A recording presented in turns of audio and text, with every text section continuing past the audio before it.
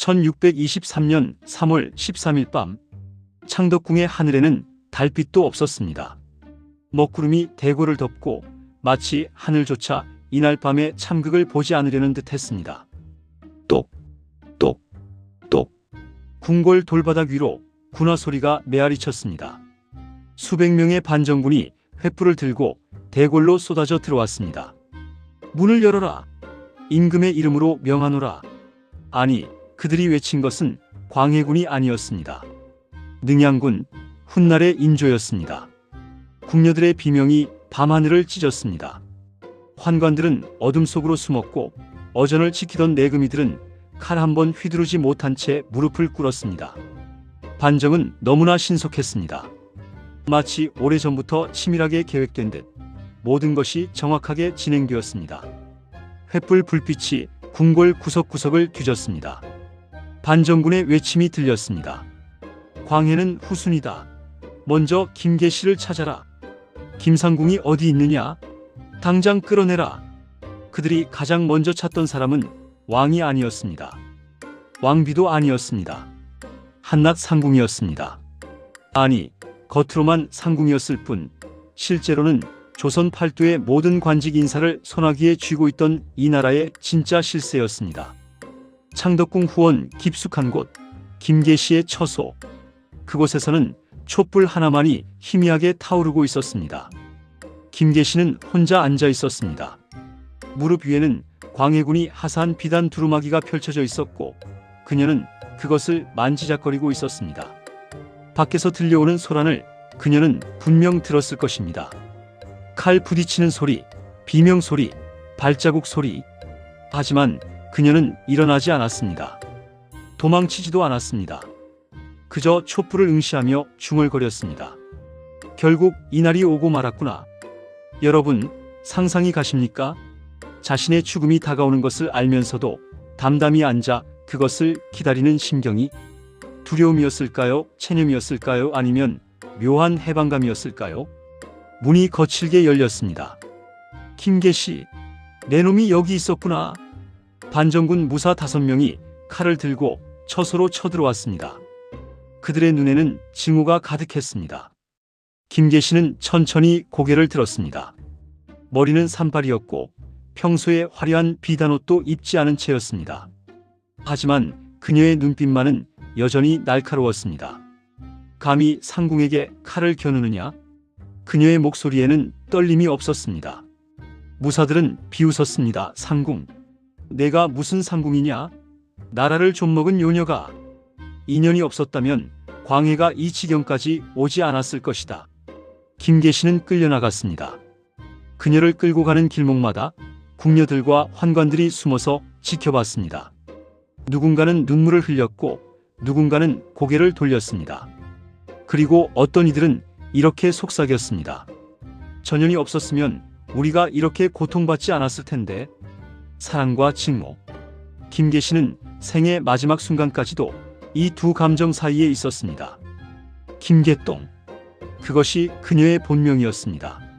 천민의 딸로 태어나 개똥이라는 천한 이름을 받았던 소녀가 어찌하여 조선 팔도를 손바닥 위에 올려놓고 주무를 수 있는 권력자가 되었을까요? 왕의 여자였으되 후궁의 자리를 단호히 거부했던 이 여인. 그녀는 광해군에게 무엇이었을까요? 사랑이었을까요? 야망이었을까요? 아니면 그 둘 다였을까요? 오늘 우리가 함께 들여다볼 이야기는 역사의 그늘에 가려진 한 여인의 치밀한 권력욕과 그녀를 끝내 놓지 못했던 고독한 군주의 비극적 동행입니다. 자, 이제 시간을 거슬러 올라가 볼까요? 개똥이라 불리던 한 소녀의 운명이 바뀌기 시작한 그 순간으로 말입니다. 1580년대 후반 한양 성저심리 어느 초라한 움막. 그곳에서 한 여자아이가 태어났습니다. 아버지는 천민, 어머니 또한 궁중의 침선비로 일하던 하인 신분이었습니다. 개똥아, 밥 먹어라. 개똥아, 물 키러 와라. 당시 천민들 사이에서는 이름을 천하게 지으면 애군을 피하고 오래 산다는 속설이 있었습니다. 그래서 쇠똥, 말똥, 개똥 같은 이름이 흔했죠. 하지만 그 천한 이름이 훗날 조선 조정을 뒤흔들 권력의 이름이 될 줄 그 누가 알았겠습니까? 소녀 개똥은 달랐습니다. 7살 되던 해 그녀는 어머니를 따라 처음 궁궐 뒷문에 갔습니다. 어머니가 침선 일을 하는 동안 어린 개똥은 궁궐 구석에 조용히 앉아 있었습니다. 그리고 그녀는 보았습니다. 한 상궁이 복도를 지나갈 때 수십 명의 나인들이 일제히 허리를 굽히며 인사하는 모습을, 그 상궁의 손짓 하나에 누군가는 웃고 누군가는 떨고 누군가는 눈물을 흘리는 모습을. 저 사람은 누구예요? 개똥이 어머니에게 물었습니다. 최상궁마마시다. 중전마마를 모시는 분이지. 저분 한마디면 궁녀들의 운명이 갈린단다. 왜요? 권력이 있으시니까. 이 궁궐에서는 말이다. 힘이 있는 사람 곁에 있어야 살아남는단다. 7살 아이가 이해하기엔 어려운 말이었습니다.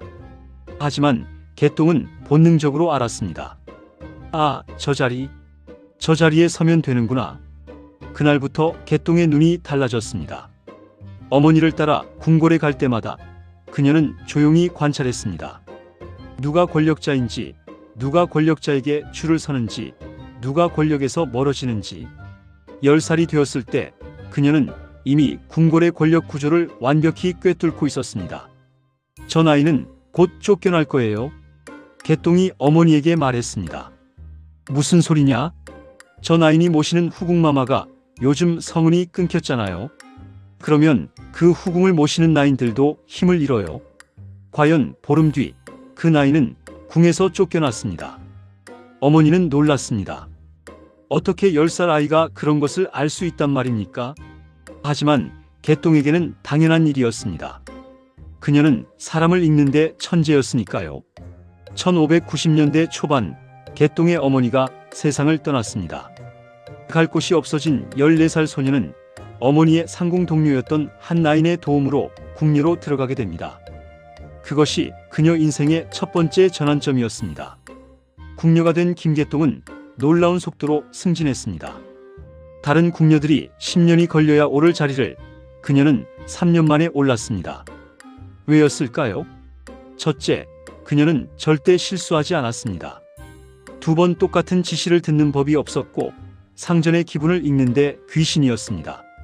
둘째, 그녀는 누가 힘을 가졌는지 정확히 알았습니다. 권력의 중심이 이동하면 그녀도 재빠르게 움직였습니다. 셋째, 그녀는 필요한 순간 필요한 말을 할 줄 알았습니다. 위로가 필요한 사람에게는 따뜻한 말을, 충고가 필요한 사람에게는 냉정한 진실을 전했습니다. 그리고 운명이 다가왔습니다. 1608년 선조의 마지막 해, 김개똥은 우연히 선조의 눈에 들었습니다. 20살 남짓한 나이, 미천한 신분이었으되 묘한 매력이 있었던 그녀를 선조가 가까이 불렀다는 기록이 남아 있습니다. 하지만 그녀가 진짜 마주친 운명은 따로 있었습니다. 세자 광해. 아버지 선조에게 인정받지 못하고 적장자가 아니라는 이유로 늘 불안에 떨던 그 왕세자. 대북파와 손잡고 간신히 세자의 자리를 지키고 있던 그 남자. 어느 날 밤 광해는 선조의 처소를 방문했다가 복도에서 한 궁녀와 마주쳤습니다. 김개똥이었습니다. 촛불빛 아래 두 사람의 눈이 마주쳤습니다. 그 찰나 광해군은 보았습니다. 이 여인의 눈빛이 다른 궁녀들과 다르다는 것을. 두려움도 없고 아첨도 없고 오직 날카로운 지성만이 빛나고 있다는 것을. 그리고 김개똥도 보았습니다. 이 남자가 얼마나 외로운지, 얼마나 불안한지, 얼마나 인정받고 싶어 하는지. 내가 김개똥이라는 궁녀냐? 그러하옵니다. 세자저하. 어머니가 궁녀였다지. 예, 선친께서 침선비로 일하셨나이다. 그렇다면 궁중 예법을 잘 알겠구나. 예법뿐 아니라 사람의 마음도 읽을 줄 압니다. 광해군은 눈을 크게 떴습니다. 감히 세자 앞에서 이렇게 당돌한 말을 하는 궁녀라니. 사람의 마음. 그렇다면 지금 내 마음을 읽어보거라. 김개똥은 잠시 광해군을 응시했습니다. 그리고 조용히 말했습니다. 저하께서는 지금 외로우십니다. 아버지께 인정받지 못하는 외로움, 신하들에게 신뢰받지 못하는 외로움, 형제들에게 견제받는 외로움. 하지만 그 외로움을 감히 내색할 수 없으니 더 깊은 어둠 속에 계십니다. 순간 광해군의 몸이 굳었습니다. 이 여인은 어떻게 알았을까? 자신의 가장 깊은 곳에 숨겨둔 그 고독을 어떻게 한 번에 꿰뚫어 본 것일까? 대단하구나. 광해군은 그날 자신의 평생을 함께할 동반자를 만난 것입니다. 그리고 김계동도 알았습니다. 이 남자가 자신을 권력의 정점까지 데려다 줄 사달이라는 것을. 1608년 2월 선조가 승하했습니다. 광해군이 즉위했지만 그의 왕권은 처음부터 흔들렸습니다. 서인들은 그를 서울 출신 왕이라 비난했고 영창대군을 옹립하려는 움직임이 곳곳에서 감지되었습니다. 이때 광해군의 곁에는 김계시가 있었습니다. 이미 그녀는 상궁의 지위에 올라 있었고 광해군의 가장 은밀한 조언자가 되어 있었습니다. 여러분, 여기서 중요한 질문을 하나 던지겠습니다. 왜 김계시는 후궁이 되길 거부했을까요? 광해군은 여러 번 그녀에게 후궁의 자리를 제안했습니다. 후궁이 되면 품기가 올라가고 더 많은 재산과 명예를 누릴 수 있었습니다. 하지만 김계시는 단호히 거절했습니다. 전하, 소녀는 상궁으로 남겠나이다. 왜냐? 상궁으로 남아야 전하를 더 잘 보필할 수 있어옵니다. 이것은 단순한 겸손이 아니었습니다. 치밀한 정치적 계산이었습니다. 후궁이 되면 어떻게 될까요? 내명부에 속하게 됩니다. 중전과 다른 후궁들 사이에서 서열 싸움을 해야 합니다. 그리고 가장 중요하게 외명부, 즉 조정 대신들과의 직접적인 소통이 제한됩니다. 후궁은 왕의 침소에만 머물러야 합니다. 정무에 관여하는 것은 엄격히 금지되어 있습니다. 하지만 상궁은 달랐습니다. 상궁은 왕과 대신들 사이를 자유롭게 오갈 수 있었습니다. 왕명을 전달하고 대신들의 상소문을 받고 때로는 왕의 뜻을 해석할 수도 있었습니다. 더 중요한 것은 상궁은 정보의 허브였다는 점입니다. 궁궐 안팎의 모든 소식이 상궁들을 거쳐갔습니다. 누가 누구를 만났는지, 어느 대신이 무슨 말을 했는지, 어느 후궁이 왕의 총애를 받는지, 김계시는 이 모든 정보를 장악했습니다. 그리고 그녀는 이 정보를 무기로 삼았습니다. 1609년 광해군 즉위 1년차. 전하, 임해군부터 처리하셔야 합니다. 깊은 밤 광해군의 처소에서 김계시가 조용히 말했습니다. 광해군은 침상에 누워 천장을 바라보고 있었습니다. 잠을 이루지 못하는 밤이 이어지고 있었습니다. 형님을 어찌하란 말이냐? 임해군은 난폭하고 권력욕이 강하옵니다. 전하를 언제든 해칠 수 있는 위험한 존재이옵니다. 하지만 형제를. 전하. 김계시가 광해군에게 다가와 그의 손을 잡았습니다. 선조께서는 전하를 인정하지 않으셨습니다. 적장자가 아니라는 이유만으로. 그 아픔을 전하께서 가장 잘 아시지 않습니까? 임해군을 살려두면 그는 반드시 전하를 위협할 것입니다. 그리고 전하께서 무너지면 저도 전하를 따르는 모든 이들도 함께 무너집니다. 이것은 생존의 문제이옵니다. 김계시의 논리는 명확했습니다. 정당방위, 선제 공격, 생존을 위한 불가피한 선택. 광해군은 고민했습니다. 하지만 결국 김계시의 말을 따랐습니다. 임해군은 영모제로 몰려 사사되었습니다. 그리고 1614년 더 큰 사건이 터졌습니다. 바로 영창대군 사건입니다. 선조의 적장자였던 영창대군은 겨우 8살이었습니다. 하지만 서인들은 이 어린 왕자를 중심으로 역무를 꾸몄고 광해군은 이를 빌미로 영창대군을 강화도로 유배 보냈습니다. 그리고 얼마 뒤 영창대군은 차디찬 온돌방에서 죽었습니다. 역사는 기록합니다. 강화부사 정왕이 온도를 지나치게 뜨겁게 해서 어린 왕자를 죽였다고. 하지만 정말 정왕의 독단적 행동이었을까요? 광해군 일기에는 이런 기록이 있습니다. 김상궁이 대전의 뜻을 전하며 강화부사에게 밀서를 내렸다. 직접적인 표현은 아니지만 당시 사람들은 모두 알고 있었습니다. 그날 밤 광해군은 또다시 잠을 이루지 못했습니다. 계시, 나는 괴물이 되어가고 있는 것이 아니냐? 전하, 괴물은 전하를 위협하는 자들이옵니다. 전하께서는 단지 왕권을 지키고 계실 뿐입니다. 하지만 8살 어린아이를, 그 어린아이가 자라면 서인들의 칼날이 되어 전하를 찌를 것입니다. 전하께서 베푸신 자비가 훗날 전하의 목을 치는 칼이 될 수 있습니다. 김계시는 광해군의 죄책감을 논리로 무마했습니다. 그리고 그를 안심시켰습니다. 전하께서 하신 모든 일은 정당하옵니다. 역사는 반드시 전하를 이해할 것입니다. 하지만 역사는 광해군을 이해하지 않았습니다. 그리고 김계시를 더더욱 이해하지 않았습니다.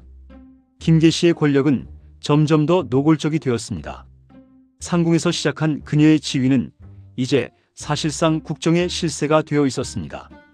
경상감사 자리는 내가 정하겠다. 한성판윤 인사는 나를 거쳐야 한다.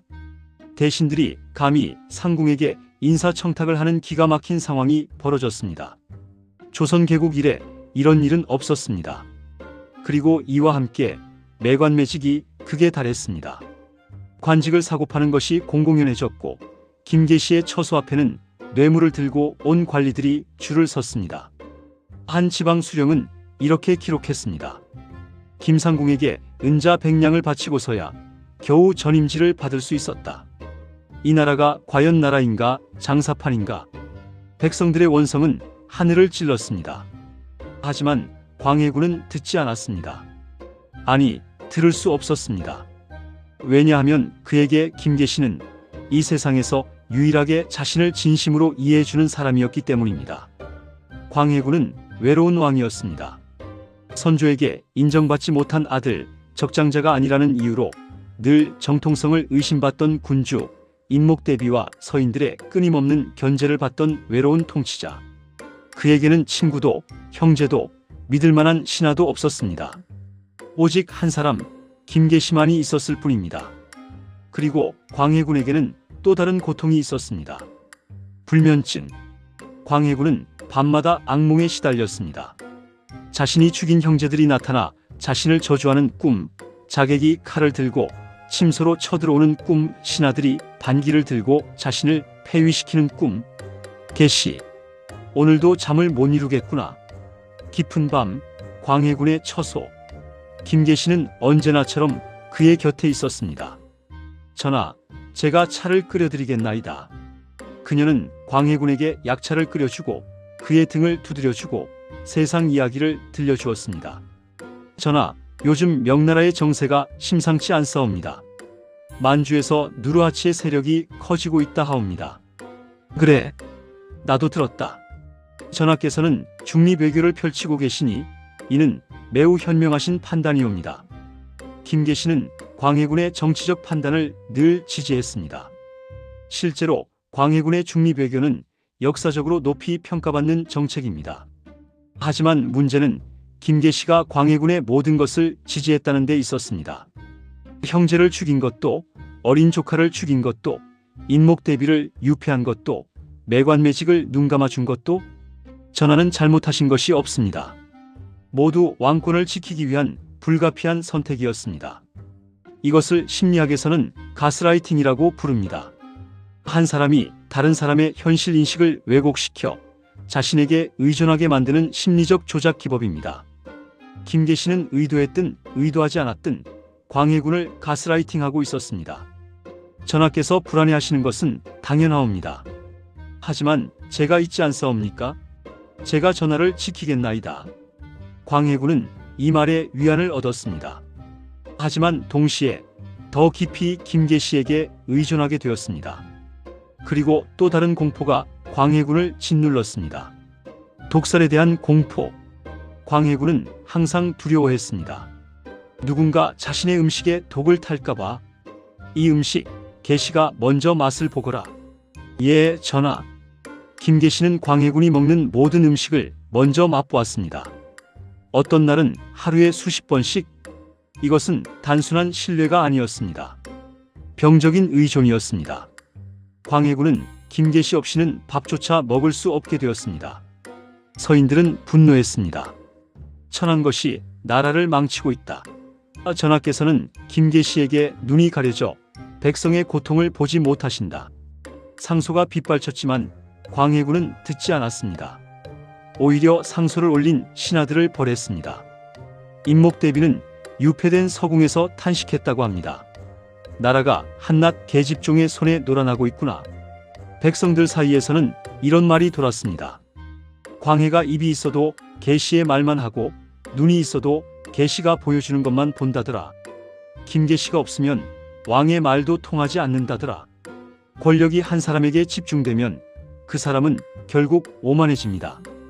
김계시도 마찬가지였습니다. 그녀는 자신이 무적이라고 생각하기 시작했습니다. 광해군의 사랑을 믿었고 자신이 쌓아올린 권력의 성벽을 믿었습니다.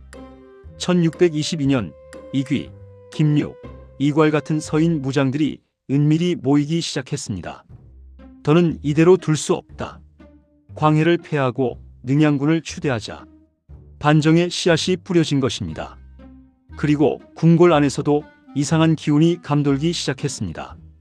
평소 김계시에게 충성하던 환관 하나가 그녀를 찾아왔습니다. 상궁마마, 요즘 궁 밖의 기운이 심상치 않사옵니다. 무슨 소리냐? 서인들이 밤마다 모인다는 소문이 있사옵니다. 김계시는 비웃었습니다. 서인들이야 늘 그러지 않았느냐? 걱정 마라. 하오나 내가 있고 전하께서 계신데 누가 감히 우리를 넘보겠느냐? 김계시의 오만함이었습니다. 또 다른 궁녀가 경고했습니다. 마마, 요즘 대신들이 마마를 피하는 것 같사옵니다. 그들이 나를 피한다고 허튼 소리 마라. 참말이옵니다. 전에는 마마 앞에 줄을 서던 이들이 이제는 눈도 마주치지 않으려 하옵니다. 김계시는 이 경고도 무시했습니다. 뭔가 잘못되어 가고 있었습니다. 하지만 김계시는 보지 못했습니다. 아니, 보려 하지 않았습니다. 만약 여러분이 김계시였다면 어떤 선택을 했을까요? 경고 신호를 듣고 미리 대비했을까요? 아니면 자신의 권력을 믿고 끝까지 버텼을까요? 김계시는 후자를 택했습니다. 나는 광해군과 함께한다. 광해군이 무너지지 않는 한 나도 무너지지 않는다. 그녀의 마지막 판단이었습니다. 그리고 그것은 치명적인 오판이었습니다. 1623년 3월 12일 밤 이귀와 김류가 이끄는 반정군이 움직이기 시작했습니다. 목표는 명확했습니다. 광해군을 폐위하고 능양군, 훗날의 인조를 옹립하는 것. 그리고 가장 먼저 제거해야 할 대상은 바로 김계시였습니다. 김계시만 없애면 광해는 손쓸 수 없다. 반정군의 판단은 정확했습니다. 김계시야말로 광해군의 눈이자 귀였고 그의 손발이었으니까요. 궁궐은 순식간에 반정군에게 장악되었습니다. 광해군은 황급히 피신하려 했지만 이미 늦었습니다. 그는 곤룡포도 제대로 챙기지 못한 채 끌려 나왔습니다. 반정군이 그를 발견했을 때 광해군은 이렇게 물었다고 합니다. 계시는 어디에 있느냐? 왕이 폐위되는 순간에도 그가 찾은 것은 왕비도 아들도 아닌 한 상궁이었습니다.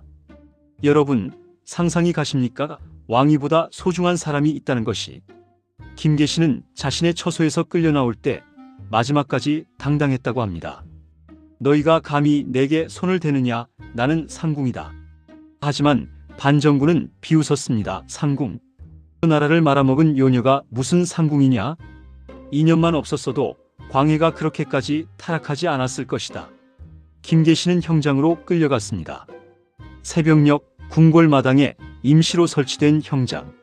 그곳에 무릎 꿇은 김계시를 보기 위해 수많은 사람들이 모여들었습니다. 궁녀들, 환관들, 대신들, 그리고 백성들. 어떤 이들은 그녀를 저주했고 어떤 이들은 그녀를 동정했습니다. 집행관이 다가왔습니다. 마지막으로 할 말이 있느냐? 김계시는 천천히 고개를 들었습니다. 그녀의 얼굴에는 눈물이 없었습니다. 내가 한 일은 모두 전하를 위한 것이었다. 그녀의 목소리는 떨리지 않았습니다. 전하께서는 외로우셨다. 아무도 전하를 이해하지 못했다. 나만이 전하를 이해했고 나만이 전하를 지킬 수 있었다. 요부의 변명이로다. 누군가 외쳤습니다. 김계시는 그 방향을 보지도 않았습니다. 그저 하늘을 올려다보며 말했습니다. 내가 죽으면 전하도 오래가지 못할 것이다. 우리는 하나였으니까. 그리고 칼날이 내려왔습니다. 개똥이라는 천한 이름으로 태어나 조선의 권력 정점까지 올랐던 한 여인의 생이 그렇게 끝났습니다. 그녀의 나이 45. 권력을 쥔 지 15년 만이었습니다. 광해군은 강화도로 유배되었습니다. 그는 김계시의 죽음을 전해 듣고 사흘 밤낮을 울었다고 합니다. 계시, 계시. 그는 그녀의 이름만 되뇌었다고 합니다. 그 뒤 19년을 더 살았지만 단 한 번도 웃지 않았다는 기록이 남아 있습니다. 유배지에서 그가 남긴 말이 있습니다. 계시가 없었다면 내 왕위도 없었고 계시가 없으니 이제 나도 왕이 아니로다. 나는 왕이었으되 혼자였고 계시는 상궁이었으되 나의 전부였도다. 광해군은 1641년 67세의 나이로 유배지에서 쓸쓸히 생을 마감했습니다. 죽는 순간까지 그는 김계시를 찾았다고 합니다. 역사는 김계시를 요부로 기록했습니다. 왕을 현혹하고 나라를 어지럽힌 간악한 여인으로 말입니다. 광해군 일기에는 이렇게 적혀 있습니다. 김계시는 천한 출신으로 요사한 술수로 주상을 혹하게 하여 권력을 농단하였다. 하지만 과연 그것이 전부일까요? 개똥이라는 이름으로 태어나 계시라는 이름으로 죽어간 한 여인. 그녀의 삶을 어떻게 평가해야 할까요? 요부였을까요? 야심가였을까요? 아니면 시대의 희생양이었을까요? 어쩌면 그녀는 조선이라는 남성 중심 사회에서 여성이 권력을 가질 수 있는 유일한 방법을 택했던 것인지도 모릅니다. 후궁의 자리를 거부하고 상궁으로 남은 것, 그것은 단순한 선택이 아니라 치밀한 전략이었습니다. 후궁이 되면 왕의 사랑은 얻을 수 있어도 정치적 영향력은 제한됩니다. 하지만 상궁으로 남으면 왕과 대신들 사이의 중재자가 될 수 있었습니다. 그녀는 이 틈새를 완벽하게 장악했고 그것으로 천민에서 권력자로 올라섰습니다. 그리고 광해군. 그는 김계시를 진심으로 사랑했을까요? 아마도 그랬을 겁니다. 하지만 그것은 건강한 사랑이 아니라 병적인 의존이었습니다. 서로가 서로를 파멸로 이끄는 위험한 동행이었던 것이죠. 두 사람은 서로의 결핍을 채워주었습니다. 광해군은 인정받고 싶었고 김계시는 그에게 인정을 주었습니다. 김계시는 권력을 원했고 광해군은 그녀에게 권력을 주었습니다. 하지만 그 관계는 건강하지 못했습니다. 공의존의 전형적인 사례였습니다. 역사는 되풀이됩니다. 권력과 사랑, 야망과 의존이 뒤섞인 비극은 오늘날에도 계속되고 있습니다. 우리는 이 이야기에서 무엇을 배울 수 있을까요? 첫째, 권력은 사람을 눈멀게 한다는 것. 둘째, 한 사람에 대한 과도한 의존은 결국 파멸로 이어진다는 것. 셋째, 아무리 사랑한다 해도 그 사랑이 다른 사람들을 희생시킨다면 그것은 진정한 사랑이 아니라는 것. 여러분은 어떻게 생각하십니까? 김계시는 악녀였을까요? 비극의 여주인공이었을까요? 아마도 그 둘 다였을 것입니다. 그녀는 야심가였지만 동시에 사랑에 빠진 여인이었고 권력을 탐했지만 동시에 한 남자를 끝까지 지키려 했던 비극적 인물이었습니다. 역사는 복잡합니다. 선과 악으로 나누기엔 너무나 많은 회색지대가 있습니다. 궁중비사 인생극장, 오늘은 광해군과 김계시의 금지된 사랑과 비극적 종말에 대해 함께 이야기해 보았습니다. 이 이야기가 여러분의 가슴에 무언가를 남겼다면 구독과 좋아요, 알림 설정으로 함께해 주시기 바랍니다. 역사는 과거의 이야기가 아닙니다. 오늘을 살아가는 우리에게 주는 교훈입니다. 여러분의 관심과 사랑이 조선의 숨겨진 비사를 계속 파헤치는 큰 힘이 됩니다. 다음 시간에는 또 어떤 궁중의 비밀이 여러분을 기다리고 있을까요? 그때까지 건강하시고 행복하시길 바랍니다. 안녕히 계십시오.